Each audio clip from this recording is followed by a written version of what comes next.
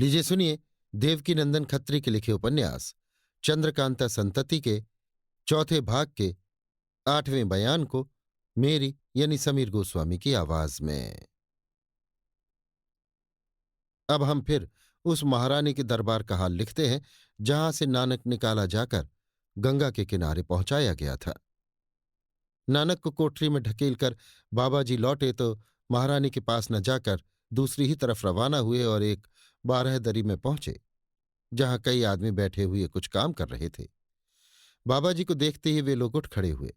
बाबा जी ने उन लोगों की तरफ देखकर कहा, नानक को मैं ठिकाने पहुंचाया हूं। बड़ा भारी अय्यार निकला, हम लोग उसका कुछ न कर सके।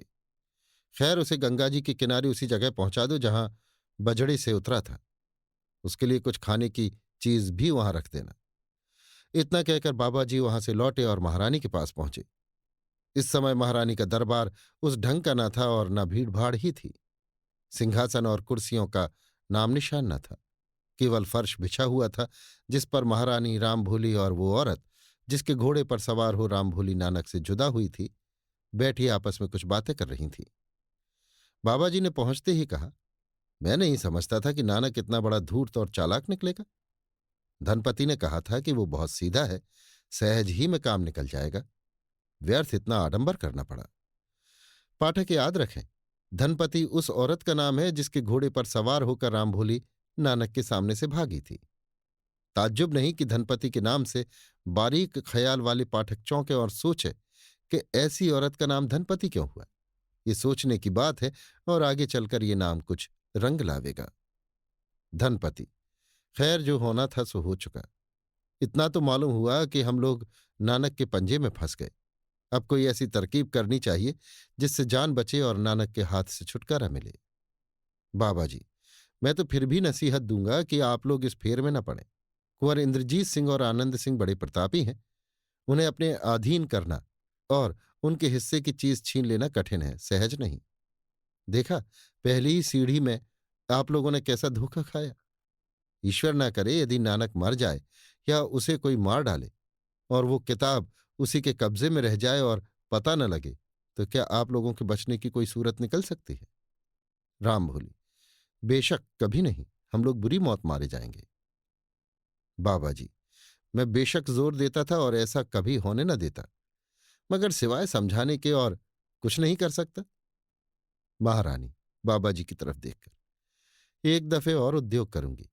अगर काम न चलेगा तो फिर जो आप कहेंगे वही किया जाएगा। बाबा जी, मर्जी तुम्हारी, मैं कुछ कह नहीं सकता।